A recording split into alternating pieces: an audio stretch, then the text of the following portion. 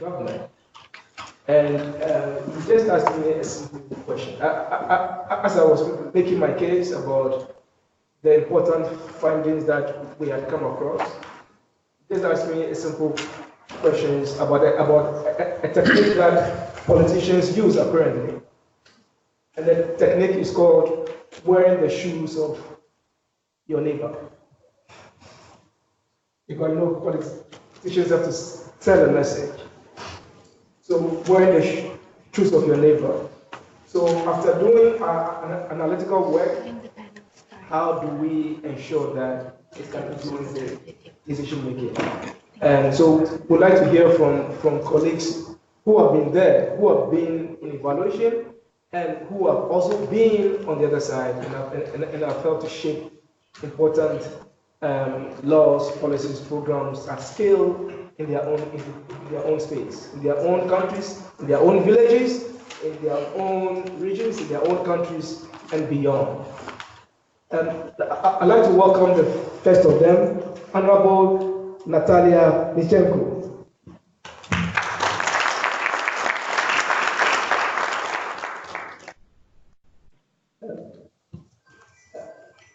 Honorable Nikitenko, if I may, Natalia, I call her Natalia. I'm sure I can continue to call her that. Is a member of the Parliament of the Kyrgyz Republic.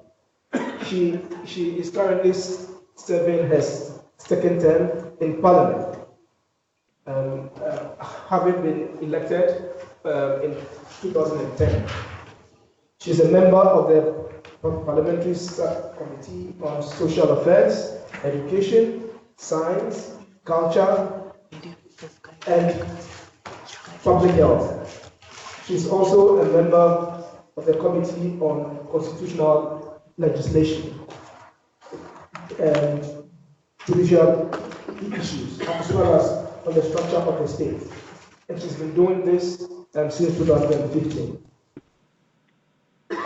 Being in Parliament, she's been a bridge for many of us, because she's very active in bringing evidence to discussions in Parliament in her own country.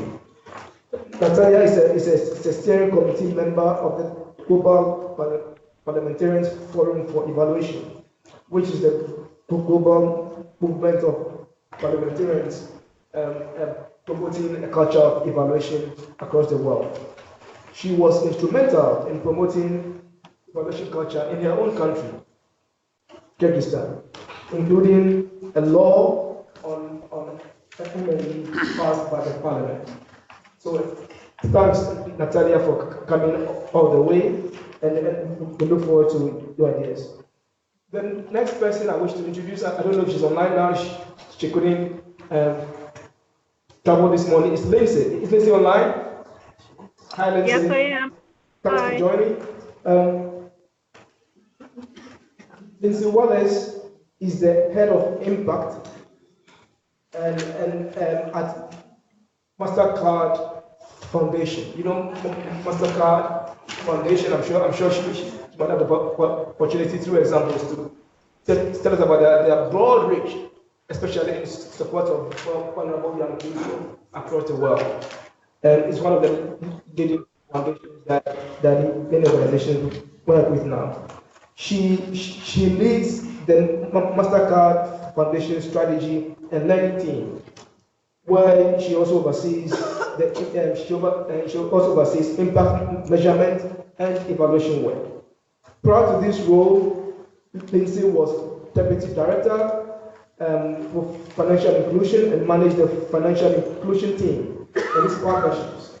Before joining MasterCard Foundation, she was a senior economist and team lead of economic growth unit at the UK Department for International Development in Rwanda, which was responsible for a variety of programs that strengthened the financial sector, trade, agriculture, and overall economic development. She brings experience in private sector development and public sector reform in South America, Africa, and Asia. Welcome, Lindsay. you. Two more colleagues, um, Dr. Gonzalo and Andres Licona, but I call him Gonzalo. Gonzalo, thank you.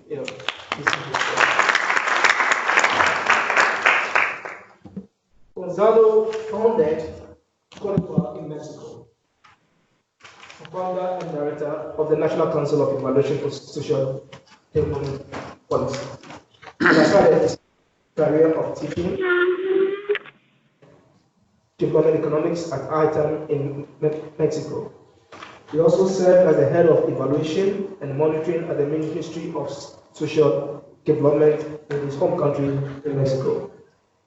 He's a member of numerous boards and committees, and was a member of the independent group of scientists to draft the Global Sustainable Development Report 2019 for the UN. He was a PhD in economics from Oxford University in the UK, in addition to others. Pushing the objective of Codepa, he was instrumental. He played a lead role to thick and thin, to good and bad times. He pushed the agenda to evaluate social development policy and programs, as well as measuring poverty in Mexico. We have followed his work closely and has been instrumental in many of the reforms that have happened to policy and programs in Mexico and in fact in the region. So thanks Gonzalo for coming.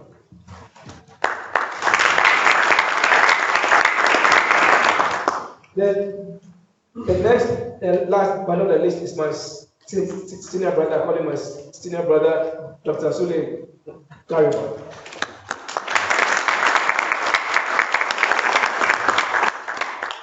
I'm sure we all know Sule from many other networks. He's an evaluation and public policy specialist, having worked in these areas for over 35 years. He's been advising governments, international institutions, and currently is the head of the Institute for Policy Alternatives in his home country, Ghana. He's been a leader in the international evaluation movement, having been founding president of IDEAS, the International Development Evaluation Association, president of the African Evaluation Association in the past, as well as many others.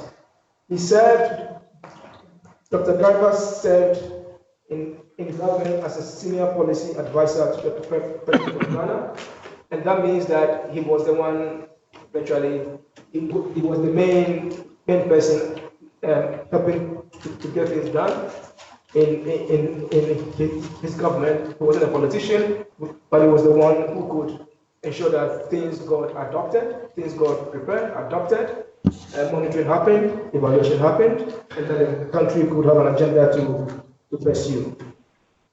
He headed the policy delivery and evaluation unit of the country as well. Before he moved to his village, he calls it his village, in the northern part of Ghana, he served as Ghana's High Commissioner to Canada. He's also served as a member of the board of 3RE, the Evaluation Advisory Panel of AGRA, and has supported a number of the peer reviews in international organizations, including UNICEF for UNDP, a few others. Together with Natalia, he serves on the UNICEF Evaluation Advisory Panel as well. And I'm glad we could pull him from his hideout, his quiet village. He had to travel a long way to Accra to take the flight to New York. I'm glad he could come. So thanks, colleagues. I have a few questions, and the way it's going to go is this: I have a few questions for each of you, and then the floor is going to be open to our colleagues here to interact. So evaluation for decision making, and you having won, all of you have won both hats in terms of leading major evaluations as well as being at the receiving end.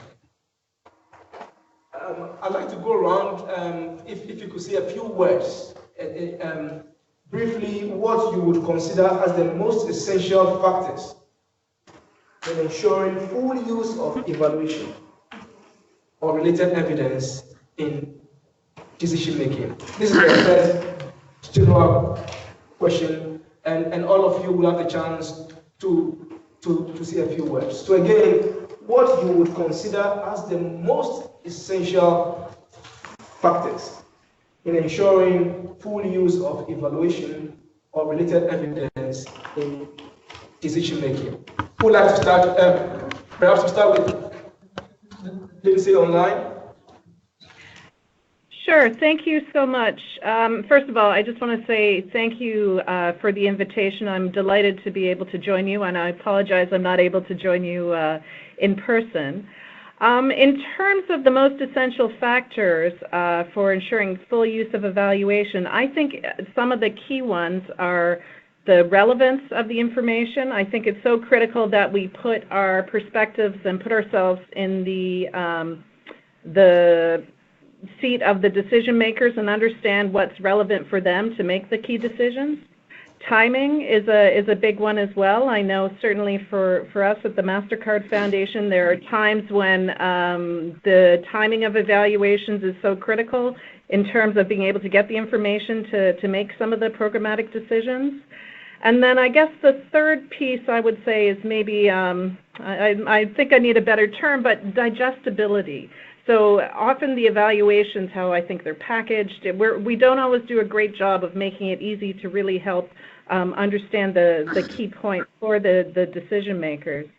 And just before I hand off, just a quick note to say for those who don't know about us, the MasterCard Foundation was set up when the company went public, but we are independent from the company, and we focus on youth employment in Africa, and that's the focus of our new strategy rolling out over the next 10 years.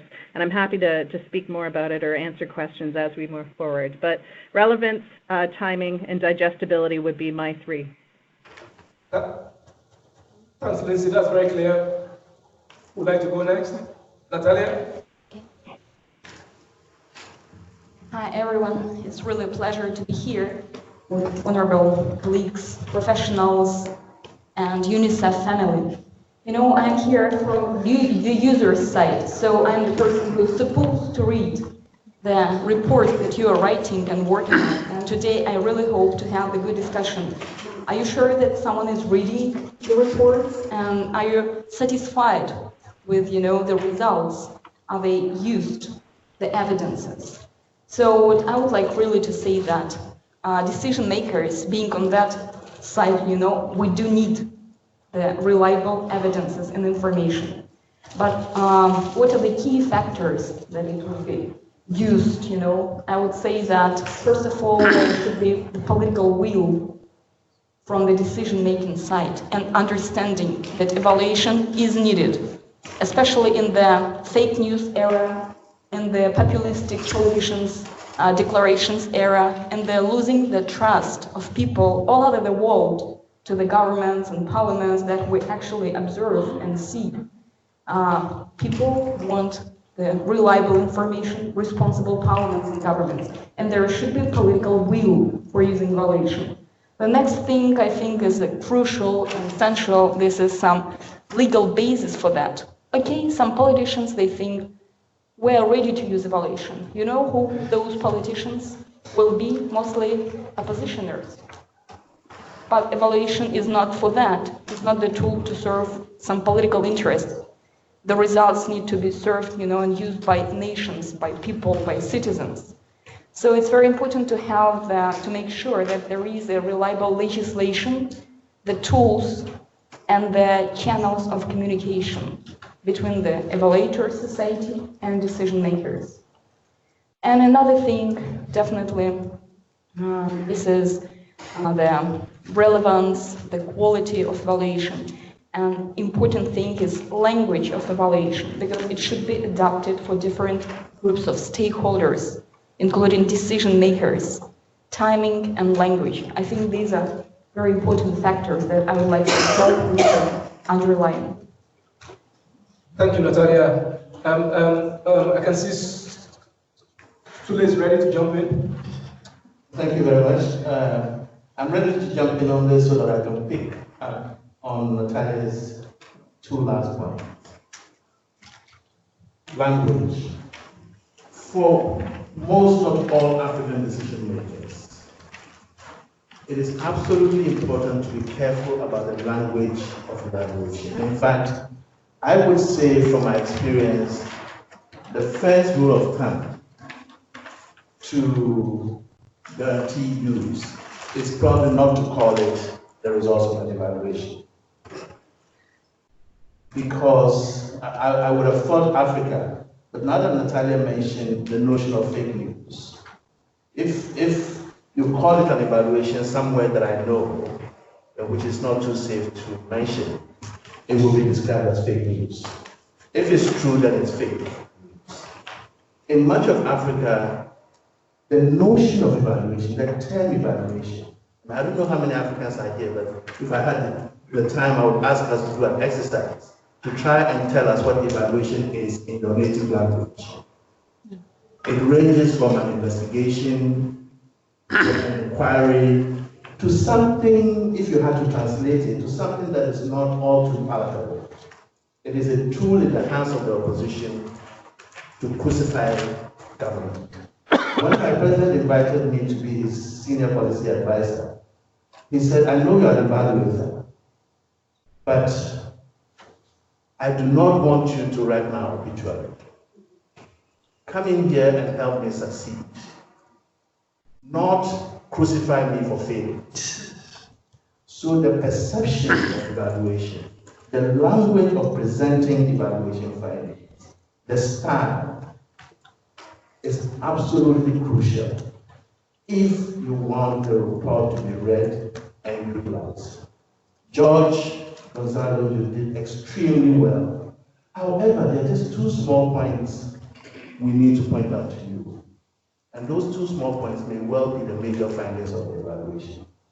But to not preface it with the effort of George Gonzalo in the language and style and the culture of communicating evaluation results is almost a certainty for non-rules. Thank you, Sule.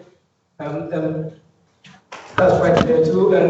Gonzalo, you want to come in? No. It's very clear what you both have said, and Lindsay as well. I want to thank George and all the team for me to be here. And I want to say that when you have together learning with others as a concept and children, then it is inspiring to work on that. When you have evaluation, then it's a third reason to work for children and be inspired by others. Every time I'm in the room with Sully, every time I'm in the room with Ada, every time I'm in the room with George, with Natalia, with Mireia, with Eva, with many of you, I learn all the time, because evaluation is about learning. I think no one could say that she has reached the peak of evaluation, because we're always learning and we're always getting tips from each other. And that's the way we produce evaluations. So let me tell you a small story, given that my friend Natalia is a parliamentarian, of what happened in Mexico in 2001, when luckily Congress asked and demanded to have every year an external evaluation for all programs in the executive. So the good thing is, it was a huge change in culture that Congress demanded that. So imagine that a country we used to have very few evaluations. Progresa evaluation was a very important one. But the culture of evaluation was not there. And suddenly, we had to run and hire evaluators to produce almost 250 evaluations every year. And we were rushing because it was a deadline on October the 15th to have the evaluations in Congress in paper. So we were rushing on the very first day year to have the evaluations in paper. We just got these trolleys. We went to Congress and we said, well, we are here on the 14th of October. We are on time. Please stamp here that we are delivering the evaluations. And the lady in Congress said, oh, thank you very much. Why don't you put them on that corner of there, big boxes with 250 evaluations from many ministries. So we were pleased that we were on time, that we produced the evaluations, and that's it. The following year, we had to rush to produce evaluations on the 15th of October, and we were with our trolleys on paper, taking all the boxes, and we got to the same lady and said, well, we are here for the evaluations of this year. Where shall I put them? And she said, well, why don't you put them over there, near those other boxes which are there. And those boxes were our old boxes from the previous year. Which means that no one touched those evaluations. No one opened the evaluations. Because the main reason why Congress asked for evaluation, the main reason was as an accountability issue, trying to see what were the problems with the government. The main reason was not a learning process. So A, the reason was not decision making. B, the quality of evaluations were really bad. We were just starting. C, the size of each evaluation, 250 pages. No one will read that. Not even Natalia, who is very smart in reading evaluations. No one's going to read that. And of course the timing. In October the 15th, the budget process had already passed. So all these things, just to tell you that we were producing evaluations, but not having in mind a decision-making process. We learned from that, and then we improved something that I'll try to tell you later. Thank you.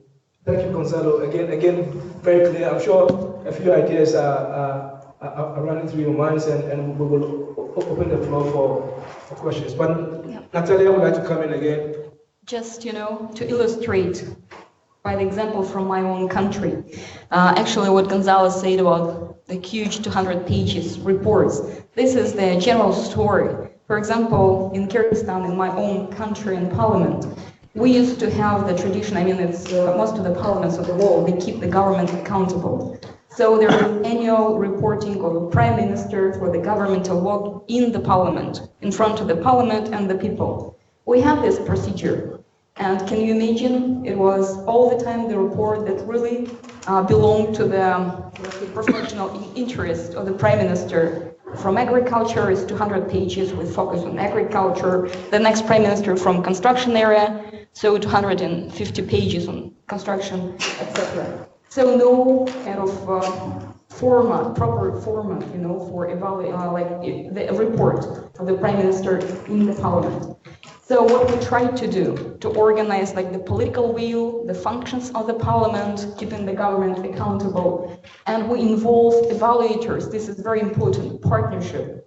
We involved evaluators, and altogether we developed the format for the prime minister's reports, including the indicators, including some data, not more than 20 pages, etc. So we developed and set up some kind of report from the parliamentary side. That was the request. That was kind of our first try to organize this communication between the parliament, professional evaluator society, and government. And that work now is the fourth prime minister who's using that report. And at least we have some qualitative and quantitative data, from the government, comparable, readable, etc., based on evidences and using indicators. Now we're linking them with SDG indicators, etc., to localize the process. And this experience shows that there is opportunity to work together, to organize the political will, the partnership, but there should be some leadership and champions in different stakeholders group that come up together. And this is another very important factor that I would like to add to the previous ones to make the evaluation be used in practice. Thank you, Natalia. And I like the stories, your own stories. And again, these colleagues have been there. They've done that kind of work before, but they also have the advantage of being on the other side, as we say. I'd like to ask one of the questions, and then we'll open the floor. And it's to Lindsay. Lindsay, evaluations have largely been aimed at the public sector. I think largely it's fair to say that we've focused a lot on that very important aspect of society. But the times are changing, and we know in most countries the private sector has stepped in a big way, either partnering with government or assuming leadership role for sectors that used to be entirely in the government domain.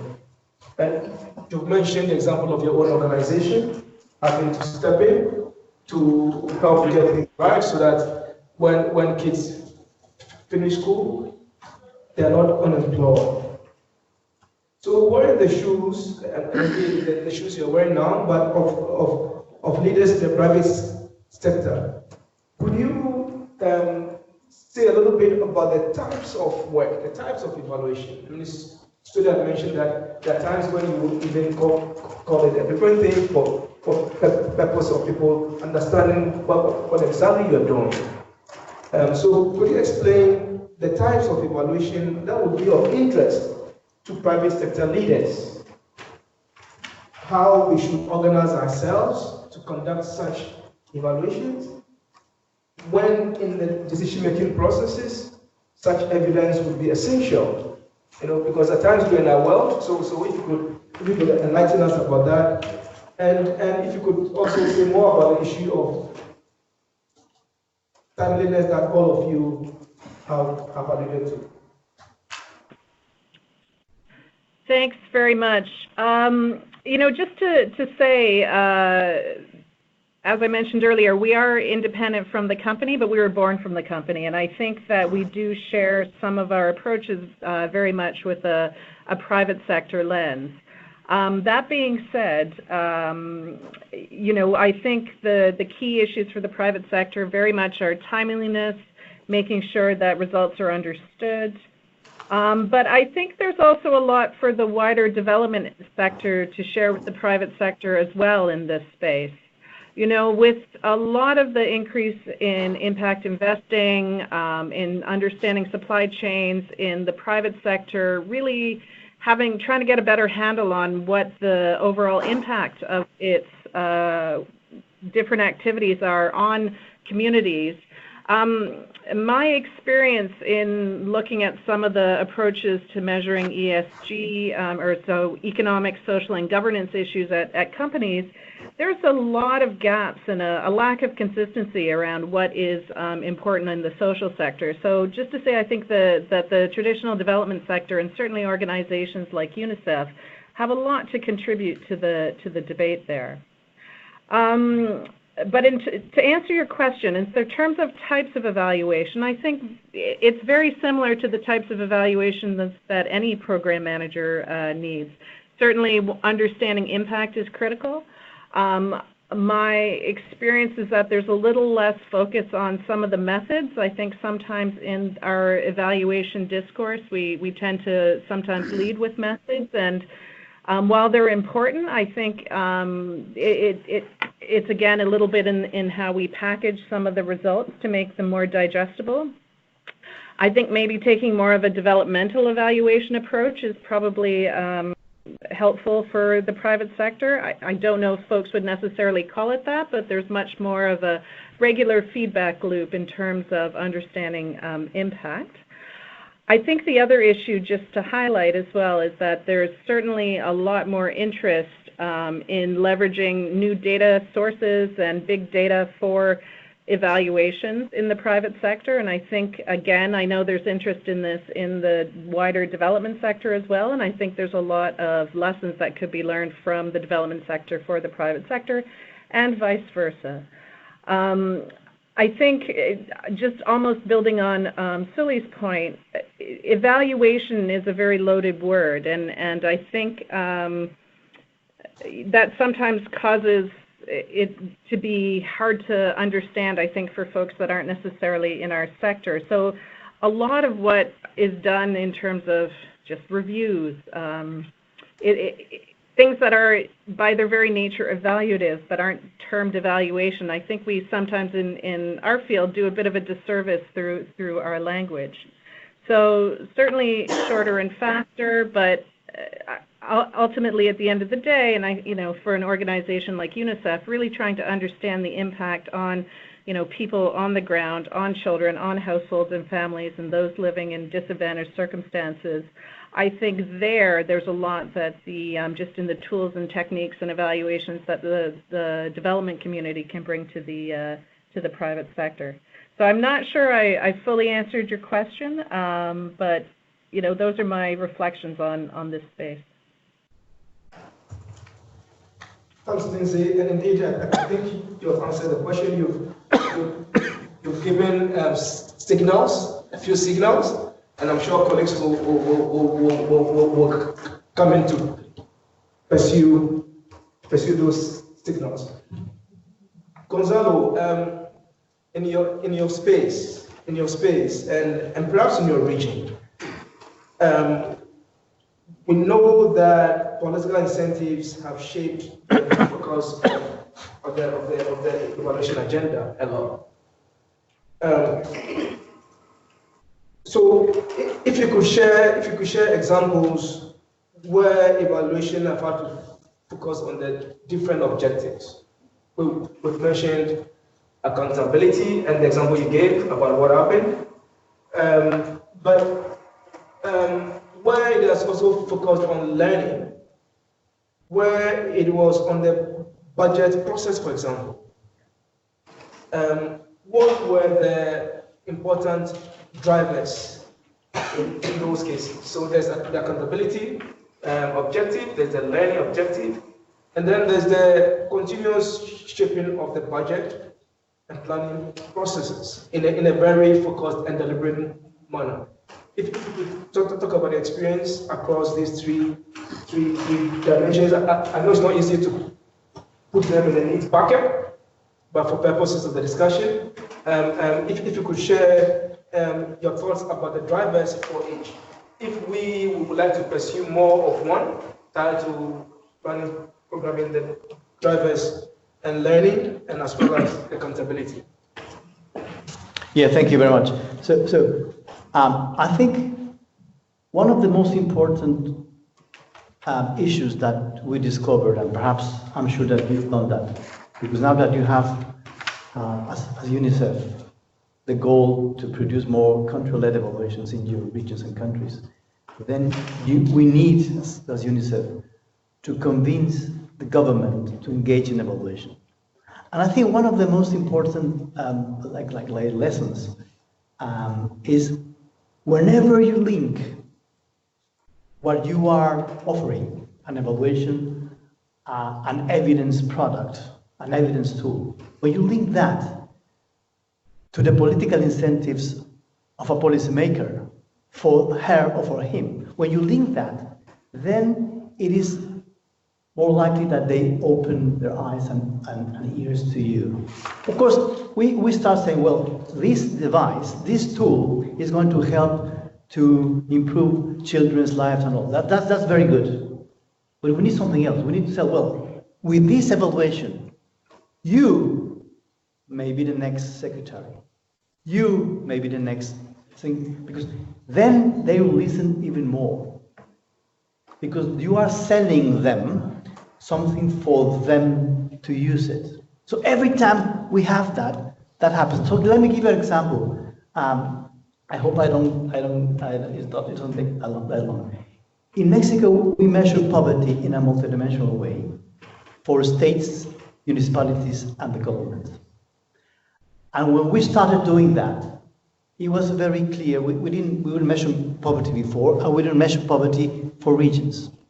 And when we started doing that, and in some regions poverty went up, and in some periods poverty went up in the whole nation, then the president and then the governor said, well, this is not very nice for my political career.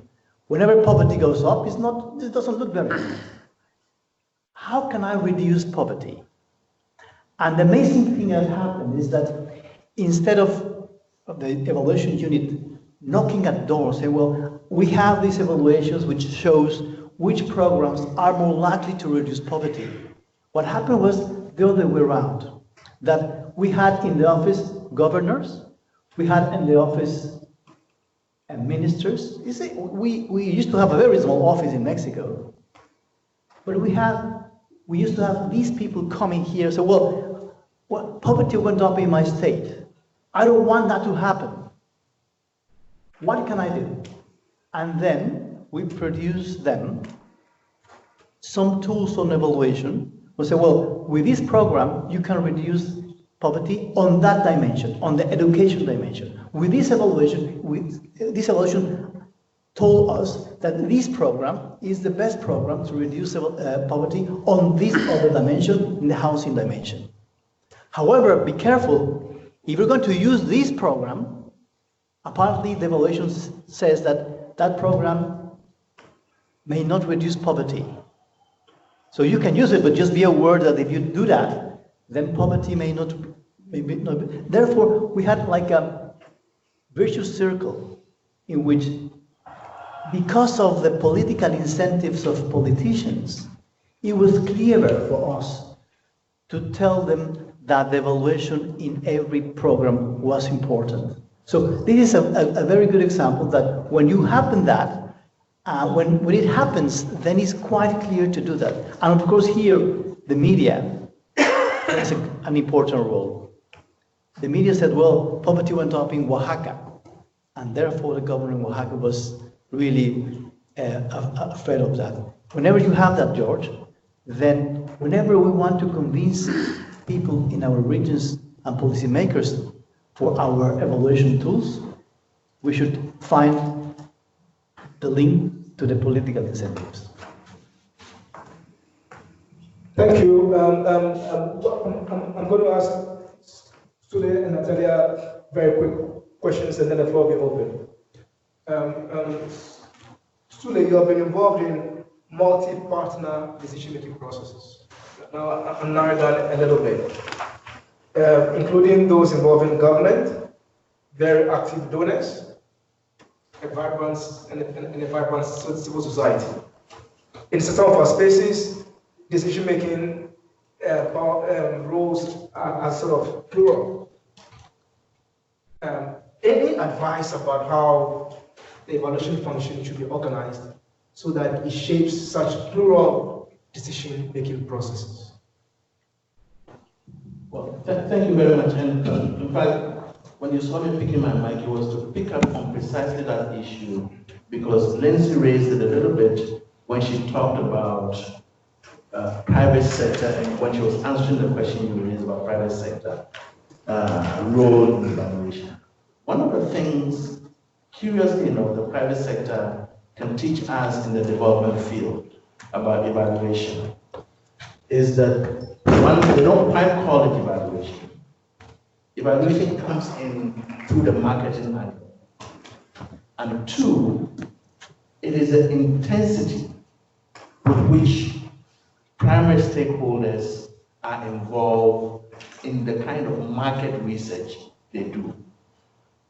A few decades ago, we in the civil society back then adopted participatory means of inclusion in the evaluation process.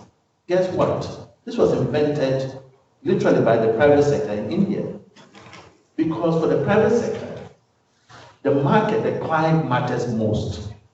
And therefore, every opportunity to engage in widening the market through client surveys, client perceptions, client interest is paramount.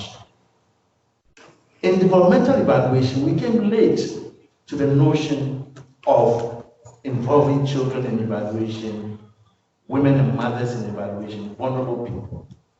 For us in the development field, what mattered most was how to develop our results, resource-based management, how to target our objectives, our goals, and to measure whether the treatment we're giving to vulnerable people is the right treatment that improves on their fortunes. For the private sector, it is seeking out the opinion and the involvement of those for whom the product is meant in order that they can consume it more.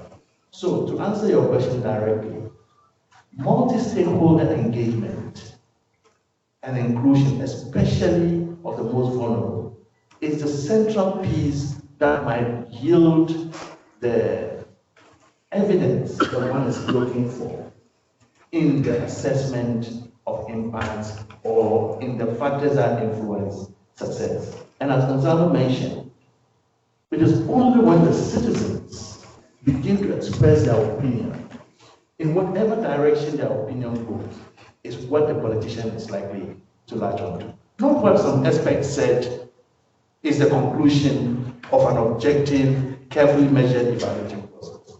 You would notice that in much of Africa these days, the upsurge of collective action movements, where citizens, millions of them, are expressing opinions and demanding accountability, are in fact the levers that drives public policy decision making. You ever see when a government actually terminates a program?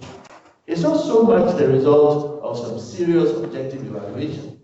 It is because millions of citizens have expressed the view that either the program is not working or a different intensity is likely to happen.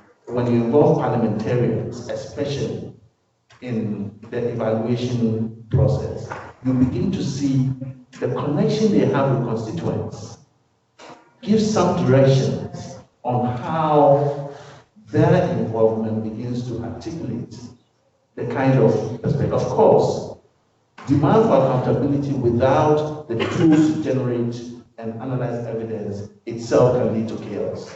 But if you combine massive demand by citizens and their involvement, both in the generation and the analysis of evidence, using very simple tools of evaluation, then you have a winner. The chances of evaluation results use are much, much higher with a broader-based stakeholder involvement in both the planning and execution of the evaluation process than they would otherwise be if citizens and other stakeholders were simply dormant and the results are foisted onto them by the expert evaluator. Thank you, Sule. And the points you've made, ring for me. I'm feeling challenged already. I'm sure the questions will come because I did a little exercise. I took a sample of our evaluations and I looked at the annexes on the respondents, those who were interviewed to collect the information. In all cases, more than half of the respondents were officials. In fact, at times it was 80%. But if you're lucky. And then we have a few focus group discussions, and then we say we pray. And in some cases, many of the officials were not even based at the country level. Many of them were based at levels not very close to the actual action. So again, what you've outlined is an important issue, and I'm sure in the course of the discussion today and perhaps during the week, we will look at how we move beyond what at times could be a bureaucratic approach to a more engaging approach. But my last question, then the floor will be open, is to Natalia. You're a very active member of your country's parliament.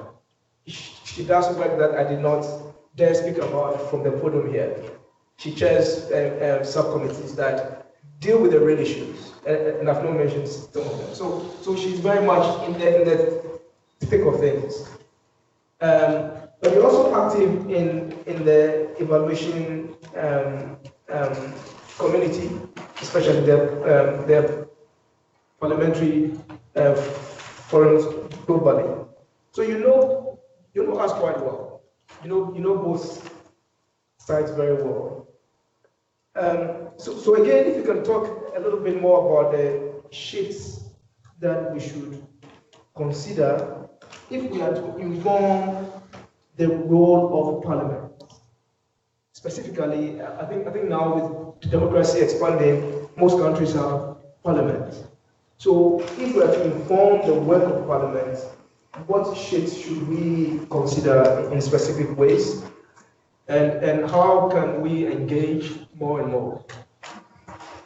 Thank you for the question, and I very much agree with my colleagues about the kind of new expectations, widening partnership and going beyond the borders. I do know that UNICEF is working very much decentralized and very much working with local governments, local parliaments, local and regional level, and this is very good. But still, I'm just thinking about my country and many other countries of global south, let's say. How do we perceive, the parliamentarians and the governments, evaluation reports, the huge work that many international organizations, they do. Very much we have that type of thinking that this is the work that the big donors are investing in the developing countries. And the management cycle, evaluation reports, it's part of that donor's work, let's say, that perception that it's not belongs to the country, to the nations, to the people, that it's something, the different work of different society. And the approach that many decision makers feel, I honestly tell you, this is okay, let's just do their own work, have the good reports, but it's not like ours. We don't feel that way. Do the same work, do the same job, together, building the new future for children.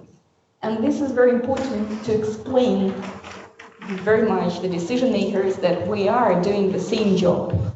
The global partners, UNICEF, all over the world, international organizations have a lot of things to say, and a lot of experience in terms of evaluation, and a lot of recommendations, as like Gonzalez say, that can be used and should be used by decision makers. But what's the linkage? What's the contact between those? So in many countries there is a lack of those understanding and lack of partnership. And I'm sure we need to change the language.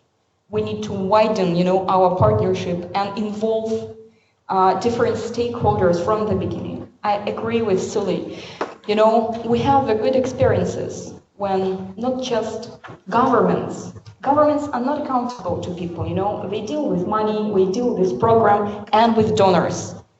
You as the international organization work with governments and you think that decisions they're taken into account. It's not always like that, because governments, they're accountable in many countries, mostly to the parliaments, and they're not interested to show up the problems, because that can actually dismiss the government at the end of the day, or some ministers, if the negative information will go to the public. But how to involve the people, the final consumers of the product of this huge work to be involved? It can be done through the parliaments, because members of parliaments and parliamentarians, they do working with people, they keep the government accountable, and actually they approve budgets. So they have the tools and lack of knowledge, lack of communications. So I think the next step for all of us is to think about creating those official links and communications, new shift.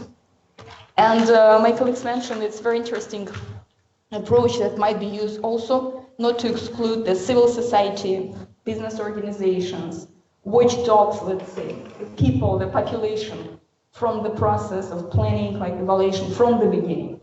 We have a very good example with the state program, governmental program on health in my country, where we involved different stakeholders group and the government and the parliament, all stakeholders in the beginning, and developed those programs. So we achieved some good results. So evaluation is there and it's funded, it's budgeted, it's considered as a part of like the state program. This is the first step, but we actually have the good hopes for that. And it is very important that people were there, different civil society organizations working with healthcare sector, etc. And now the government feels accountable to the parliaments and to the people, so the results cannot be, like hidden, from the public. They will be open.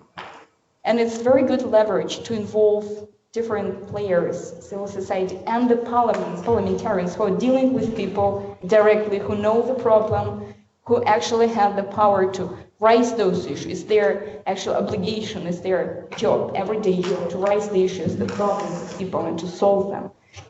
So now this will work, for using the results, for making them obvious and open. And I think this is very good, like soft power, let's say, that can promote using the better use of evaluation. But as I mentioned, before, definitely it's not easy.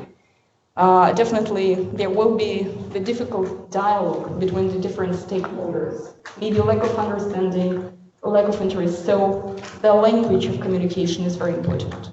Finding the champions, organizing the, let's say, platforms, very easy and simple, explaining its actual very important role. Everything starts from a small group of people and small steps. But then we come up with a bigger group of people, with some rules, with channels of communication, with legislation. This is how the process works. For example, just the last point, maybe my country, we started to work with legislation on evaluation in 2014, together with Evaluation Society. Definitely members of parliaments and the government had no idea. We're not like evaluators, not professionals, don't know the topic deeply, right? But Evaluation Professional Society, VOPE, they were involved in that job and helped to develop the legislation. And then we come up with some rules when the parliamentary committee and the government, they should organize evaluation for state programs. And now we come up with methodology to organize evaluation of the most vibrant legislation annually, with the efforts of parliamentary committees and professional evaluation society. So this is how we started, and it took more than 5 years to come up with some capacity building. So it's not the one day step, right? But it actually starts from very small steps. And already there is so many good experiences in many parts of the world, how the national evaluation policies between governments, parliaments, and evaluation society and international organizations were organized. I can say about Nepal, national evaluation policy. Sri Lanka is a brilliant example. Many other countries in global south, when we create those experiences and exchange on the platform of Global Parliamentarian Forum. So I think this is very important to start talking to each other on the very understandable language. Thanks, Natalia. Now we open the floor for questions. I suggest that you introduce yourself and please be brief. We will take a few questions at a time and come to the panel. I know there are some colleagues online. We have some of our partners from Capital also online, as well as some colleagues in the wider community. Those online, if you have a question, please signal. My colleague Thomas in the room here will alert me, and then we will give you the floor.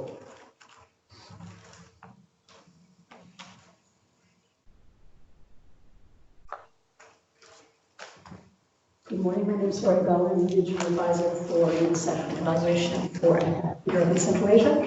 I'd just like to pick up on Natalia's point, because I think the issue of capacity building and understanding that not as simply training people in evaluation, but the whole enabling environment and organizational capacity is really critical. In the ECHA region, we've done a number of strategic evaluations where the object is the national strategy. So in Turkmenistan, the national nutrition strategy. In Serbia, home visiting as a problematic strategy of the Ministry of Health. I think timing is everything, going back to Lindsay's point, is that it's not about being fast, it's about being timely. Yes. So in the case of Serbia, there was a minister. this is a great time to do an evaluation. He has no, no heritage with the program, and he has every interest in moving things forward. In Turkmenistan, they were just about to do a nutrition strategy. So the timing was right to feed in those analytical inputs. I think one of the constraints when we do these kind of evaluations that we're running into is the enabling environment. Is there an organization, is there a unit within government who has a mandate? So the parliament can demand an evaluation. But who's actually going to commission it? For the moment, the solution we find is that UNICEF, in fact, is the one together with the line ministry who's commissioning and managing that evaluation process. But are we looking enough at the institutional mechanisms? For example, in Serbia, they just passed a new public policy. They have a public policy secretariat with a new planning law. In the planning law, it talks about responsibilities for evaluation. Of course, there's no structure and there's no budget. I think these are some of the, as we look at more strategic evaluations that feed into national programs and strategies, that's sort of the missing link for me between the VOPEs who can provide the services, the parliament who knows what, we're in touch with the population and can demand evaluations on important topics, and the actual who's going to manage those evaluation processes. Thank you. Thank you, Laurie. Hugo next.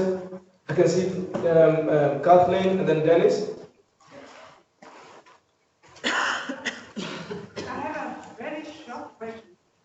When I listen to the way in which you talk about these evaluations, timeliness, able to put in the results, are we still talking about evaluations? Or are we it's your mic on, I'm not sure. It's not? Oh my God.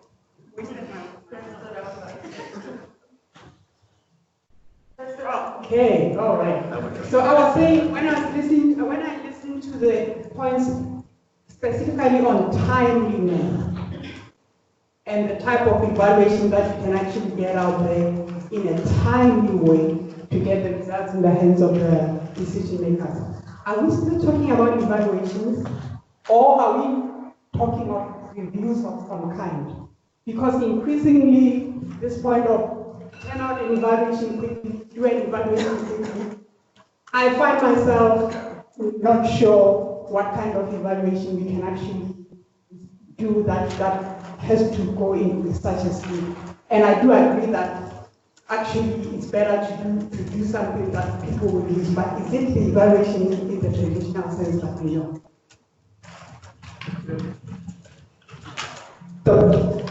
Thank you for that. Dennis, you want to come in? Yes, thank you. A quick one, sorry, to go. Hello, Sulek, it's long time.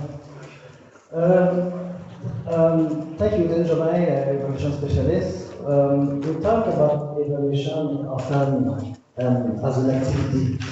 And I think it poses a challenge, and I like to think about evaluation as a function of modern public management. Why I'm saying this is because it's related to other function of governance, public governance, modern public management, and it's related to other functions. And some of the challenge that we face, I mean, is evaluation always for decision making?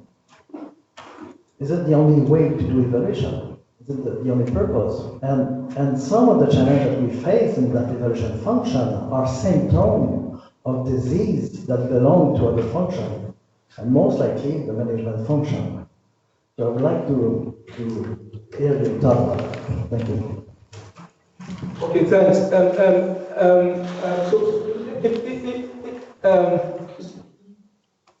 Your question is clear, but I'd like to ask again. So it's about evaluation, the evaluation as a function, and then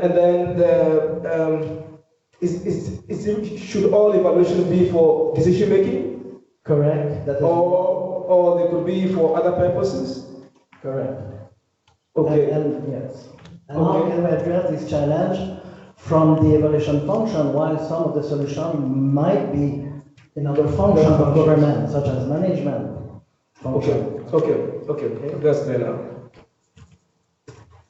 Thank you. We'll take one more and then pause for response and come back. Yeah, hi, good morning everybody. I'm Sharina Ahmed. I'm a specialist in UNICEF State of Palestine. I hear Natalie's points in regarding to donor-based evaluations, We have conducted evaluations and it was considered as best evaluation, but also we have received many donor-based evaluations. So you are saying here that it is challenging for officials to preserve evaluation when it comes to donor requests.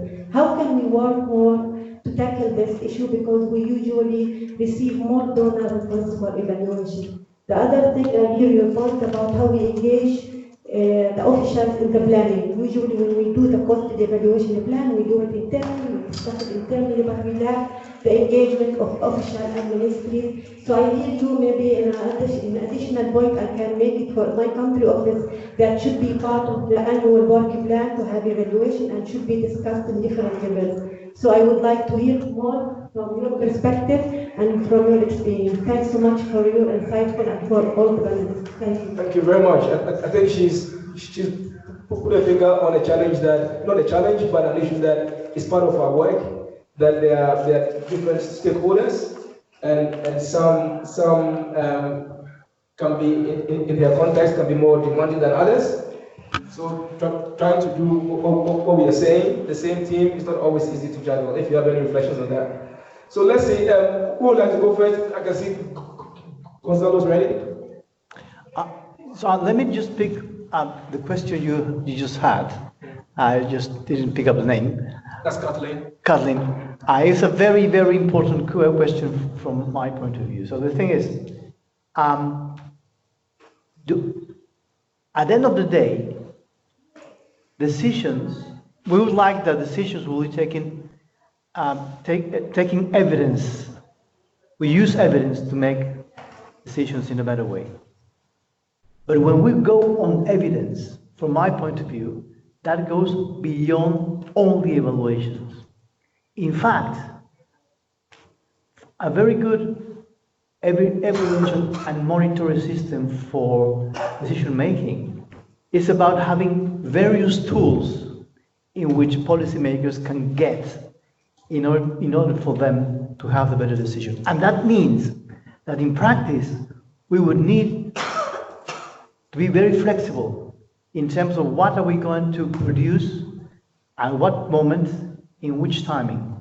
Because if we want to have a decision-making process only through one type of evaluation, that's going to be very, very difficult to take into account all the stakeholders, all the timing processes, and all the needs from different agents. When Zoe and I were in 3IE, we were struggling a lot, trying to make our friends from 3IE to understand that we should go beyond impact evaluation. Because if we only focus on that single type of evaluation, George, then we won't be able to meet the needs for many people, and we won't be able to have on time decisions. So in fact, I think that a good evaluator and a good evaluating system is the one which gives, in different moments, to different stakeholders, the best potential evidence process. Sometimes that's an evaluation. Sometimes that's one indicator. Sometimes there's one data from a database that we need to construct. Because if we only base on pure evaluations as such, I think we may be lost. Not too much, because I was. Do you want to come in? Just to add to what Gonzalo just mentioned, and goes back to Denise's point, that is every evaluation necessarily related to decision making. You know, when I started to talk earlier on about the traditional notion of evaluation in my village, for every project you want to embark on, whether it's getting married, even traveling to New York, or starting a farm, you go to the village to see the knowledge vector and say, I'm about to embark on a journey. Can you look far and near and tell me what my path looks like? So that's an ex-ante evaluation. that explores the possibilities of the different steps I have to take. That may or may not feed into the decision-making process. When the project starts, you again navigate to assess what cosmology says, what are the stars talking about, the tradition, the patterns of information gathered over the years. And again, you get one or two decision points, not necessarily all. In some ways, and referring back to 3IE, donors, maybe including UNICEF, began to dictate a certain path of evaluation, which is related primarily to an intervention. Is my intervention working?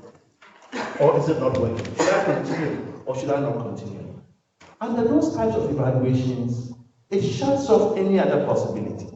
But if you triangulate the various sources of evidence, some may be due to rigorous evaluation, some may simply be due to anecdotal, environmentally sensitive information, all of which you added. This is the centerpiece of involving multiple stakeholders.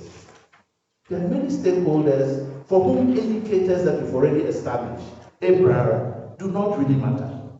But may tell you, respect, regard for elders, involvement of children, listening to women are critical indicators of success. So, to the types of evaluation we're talking about are not simply, and this is something we're wrestling with in the UNICEF Evaluation Advisory Panel, are we to wait for the 9-month duration evaluation, which measures based on standards, whether OECD, DAG, or UNEP, or are we to adopt simpler measures that can give us the feel, that can feed into decision making, while we wait for the more elaborate, often expensive approach to taking decisions? I think decision makers increasingly are swayed by that which gives them some indications, but only if these indications are triangulated with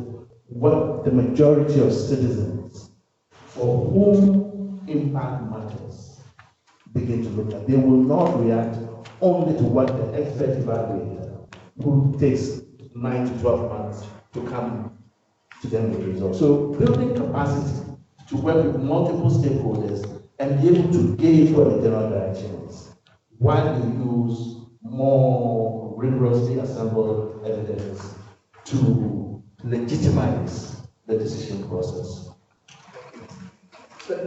Natalia. Yeah, thank you. I think that we are far from telling that timing and some new expectations from evaluation should change the traditional way of understanding. I think on the side of users, I would say that we should talk about new approaches and new modalities of reading the evaluation results and utilization of evaluation results.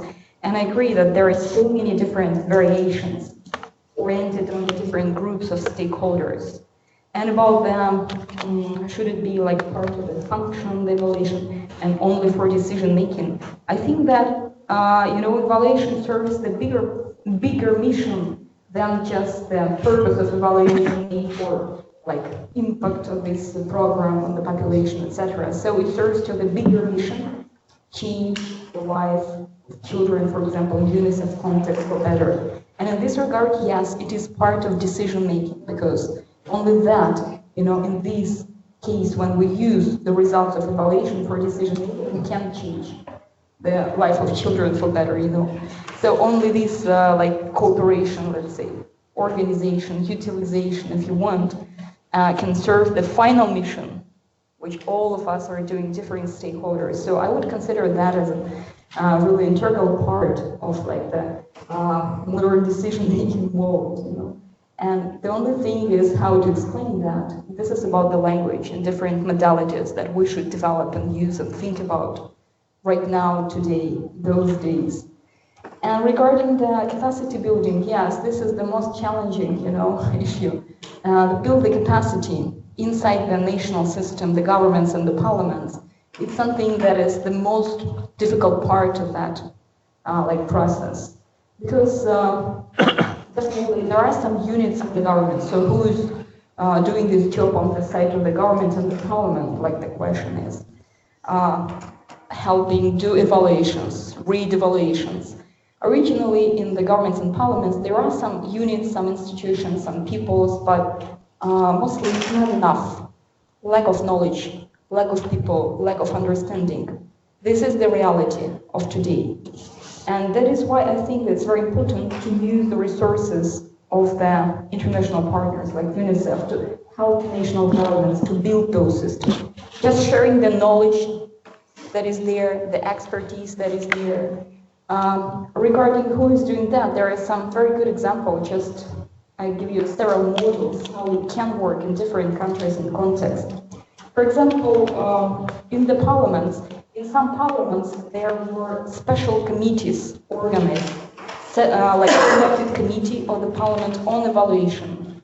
And their job is to organize, to work with professional evaluators and to consider in the committee, and then in the chamber, evaluation reports on the most vibrant piece of legislation that touches many people or very difficult situations, and also consider the policies. So I know that there are some committees like that were established in Sri Lankan parliament, in Nepal, and important part of that, you know, in these committees there are members of parliaments from different parties, coalitional, oppositional, like governmental and opposition, all together, and this is important. It's a big part of institutionalization of evaluation, and not misusing the evaluation tools just only in the interest of one political group, one political parties. Another approach, this is creating nation evaluation policies, like involve altogether like the government, the presidential office, and the parliament. And I know that in Nepal and Sri Lanka, again, those national evaluation policies were established on the high political level. And that means that the evaluation units will be organized in the parliaments and the government, and cooperation with professional evaluation society will be there. And for example, there is a case like we use in Kyrgyzstan. So we have the legislation, and making evaluation is mandatory for parliamentary committees. But who is doing that in parliamentary committees? There is a lack of specialists. So what we're doing, we go to the professional evaluation society and contract them, you know, with them to organize this job.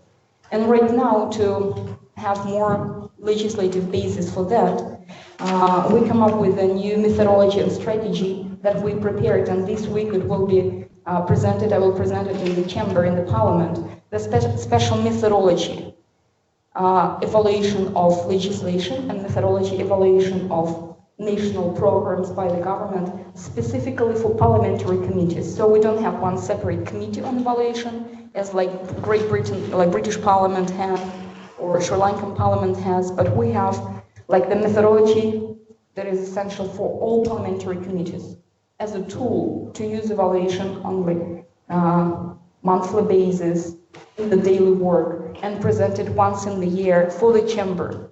Each committee selects one most vibrant piece of legislation according to their functional, like work together with evaluators and present in the chamber to the public the results. So we actually select that way and that approach, and I think that's very important. And I know there is a lack of time, just the lady answered a question about donor-based evaluation, and I think it's very important, so, you know, to involve like platforms when donors come up together in different countries and nations. But as you mentioned, are there someone else except the donor society in those meetings? Often there is no one, or sometimes representative of government. And it's not going beyond the doors of donors and the government.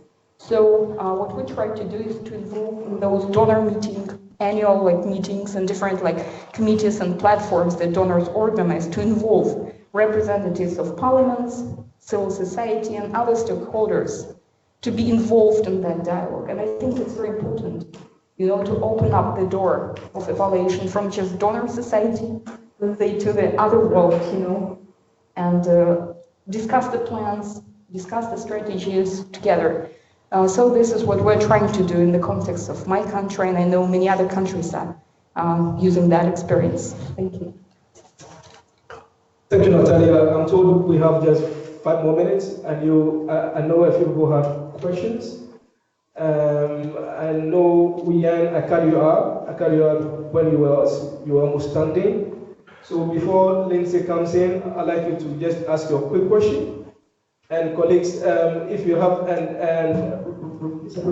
Rachel, if you could also ask your quick question, and then, oh dear.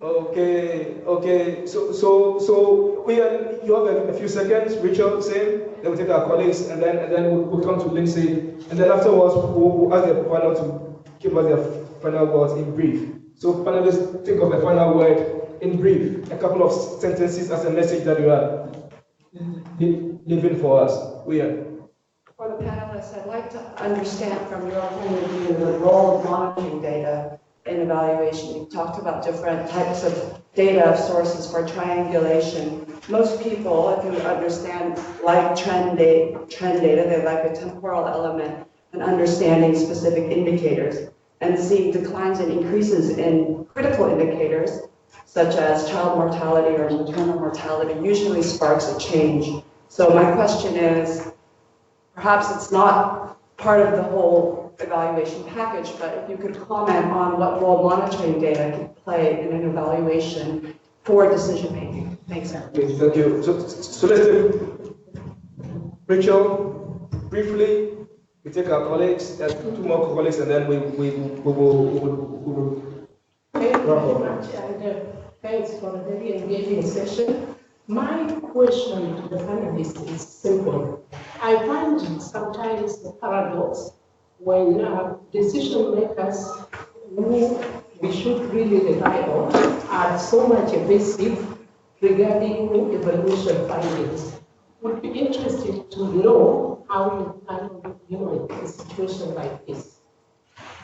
Thank you, Rachel. This is a good one. Let's take our colleague from here. If you could introduce yourself and briefly. Yes, thank you. My name is Saltanat, and I'm joining ICARO office with working the glory. My question is even simpler. I'd like to understand what our panelists mean by quality evaluation. That was about George first question about the factors. Thank you. Yeah, please, if you could tell us what you mean by that. Of course, thank you. And let's take, because of time, Diana, please be brief. Thank you very much. My name is Diana Sarah. I'm a consultant to the evaluation office. My question is to the panel is, what do you think is the next biggest frontier for independent evaluation? And how do you generally see the sector evolving over time? Thank you. Okay, our very last one. I think our time is. A colleague in the paper share it with yourself, and colleagues, please bear with us. Our time would like to keep to the time. So please, yes. Yes, my name is Sajid from Share Country Office. My question is very brief. Actually, Dr. Hamza and also Natalia explained the progress that Sri Lanka has made in terms of the evaluation function. So I bring the perspective of the Sri Lanka Country Office as a small country office. Now, it is totally due to the UNICEF's emphasizing that we have made much progress, and now we have evaluation policy. But my question is now, although we have evaluation policy and we are fighting for 10 or 15 years time, one thing the government is running with a budget deficit and asking money for this or the budget allocations is a question for us. And number 2 is that now the evaluation policy is there. The fact that the evaluation policy is there for the past 20 years, although we have been pushing, the government has not undertaken one single evaluation for the past 20 years. So how can, this is like, we are blocked now. How can we move forward with this? Is there any solutions for this? That's it. Thank you. Thank you. So panelists, unfortunately, we have to end the question time. If you could quickly respond to the questions, and then in addition, give us a message. You've raised very important issues, knowing where we are in terms of the evolution of thinking and practice. So let me ask Lindsay to start, because you didn't come in the first time. Thank you very much. I have to confess, I didn't hear all of the questions. They were a little bit muffled, but I'll do my best with what I have. The role of data in monitoring data in evaluation and decision making, I think it's critical. Without good, effective monitoring data, it's hard to actually get some of the understanding that we need that will come through deeper evaluations. And related to that, and answering one of the questions from the earlier round, I think evaluations are critical for decision making, but it's by no means their only use. At the MasterCard Foundation, we very much look at evaluations as an important tool for learning for ourselves, for our partners.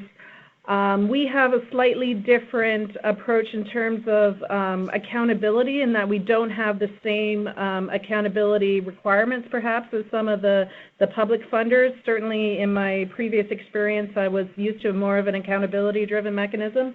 And I think we've got a little bit the luxury of being able to support evaluation for more of a learning and a program improvement function, but it does still have an important decision-making role. But related to both, I think it's critical that in order to do good evaluation, we need to set it up for success at the beginning of a program, and that involves a very long conversation and set of engagement we find with our partners to be able to understand what they want to learn from the program, what their key learning questions are, and to bake in our ability to capture the monitoring data and some of the other indicators of change along the way, so that when it does come time to do an evaluation, we're set up in the right way. I am going to say we don't always get it right. I think the interesting conversation about timeliness and speed is, of course, a tension that we all have to balance. A timely evaluation doesn't necessarily mean it's done very quickly. But it's making sure the results come at the right time. And then just reflecting on some of the capacity building discussions, I think for us there's a few components to it. The MasterCard Foundation's new strategy is focused on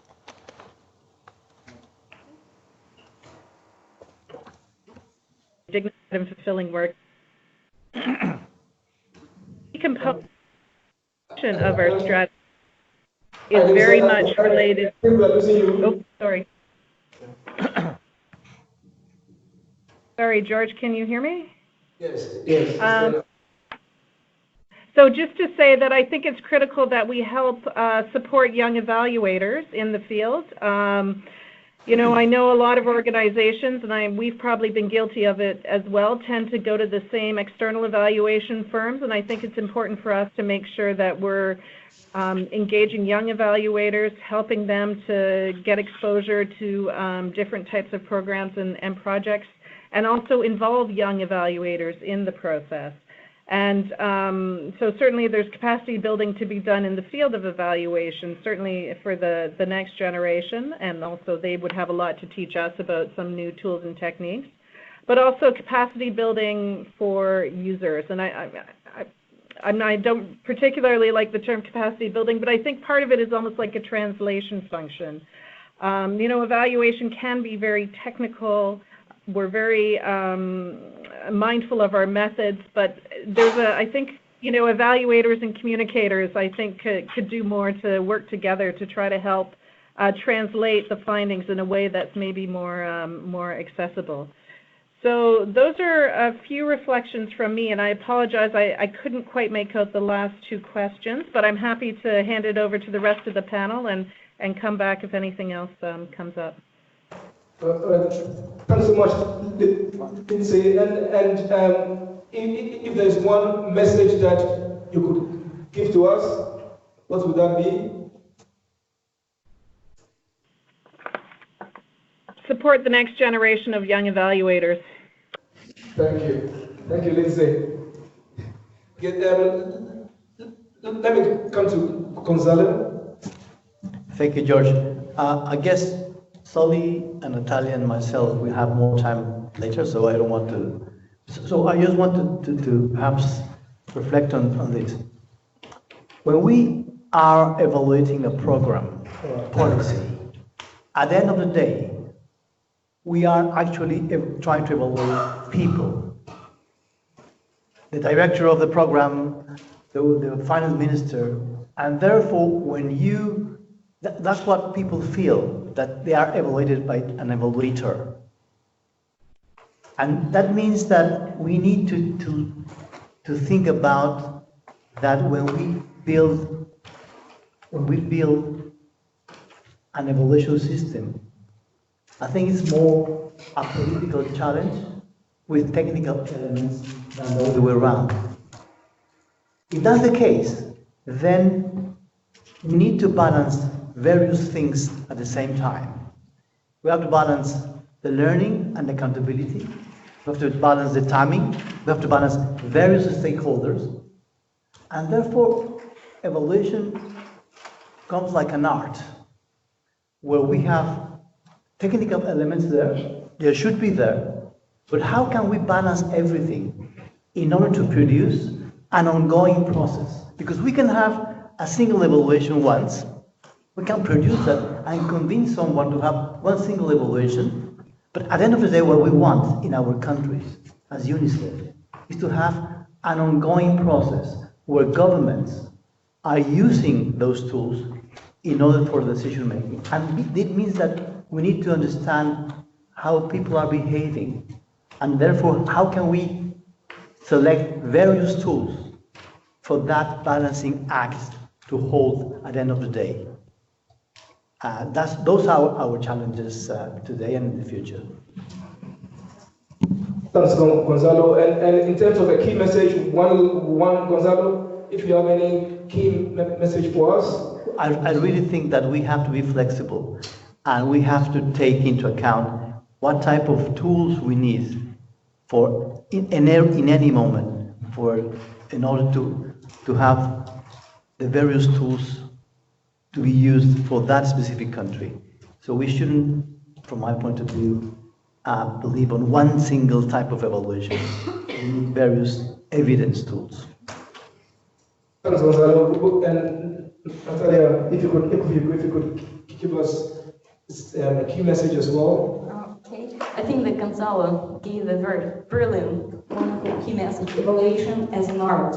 I really like that. I think it's a new modality of evaluation, so we probably use that. But just a few answers for the question about aggressive decision makers in evaluation who are not really ready to listen.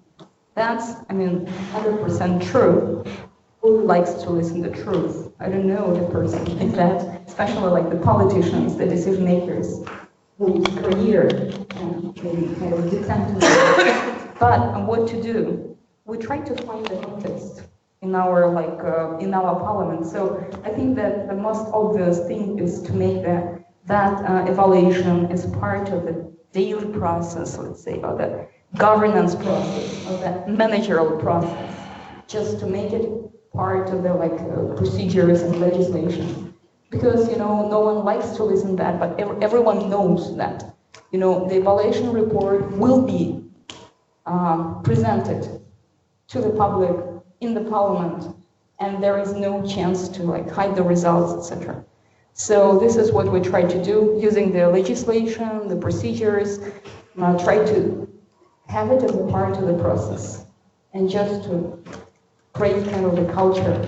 And regarding the Sri Lanka, I think it's a political context of the country. Definitely there are different times, and it's not always easy when the national evaluation policy will be supported. But I think now this is the time when in Sri Lanka the war in 1918, right? It was the global parliamentarian forum here in Sri Lanka, in Colombo, and then the president, the parliament, the speaker of the parliament, and the prime minister come together to present a national evaluation policy. So I think that Sri Lanka come up with political decision and support, and this is the new start, new life for evaluation policy. It's very important, the political leadership and political decision. But each country has its own political context, that's true. And regarding the messages, I would say that I would name the 3 words. It's leadership and evaluation. Under that I mean the political will, and also the procedures, legislation side of that. Evaluation is the part of the process. The next thing is partnership, and we talked a lot about that during the discussion. I think it's crucial. And the third one is learning. We learn from each other. As I like evaluation as an art, we listen to each other. We modify the different modalities of using evaluation for different groups of stakeholders and build capacity of national governments and parliaments to be capable to do and to use the results. So leadership, partnership, and learning in the bigger context. Thanks, Natalia. Sule, not the last word in terms of a key message for us, what you will leave us with. Thank you very much, and I'm glad that my colleagues have answered all the questions, and in particular, the one about monitoring. I think that decision makers, policy makers, implementers, their most important tool is monitoring. Don't lay that in the doorstep of the one of the questions raised an issue, why are decision makers elusive and avoiding conclusions of evaluation? Any decision maker that doesn't take seriously their own monitoring processes become elusive about the conclusions of evaluation. Because monitoring gives you the depth and the guidance that alerts you to all the pitfalls you run into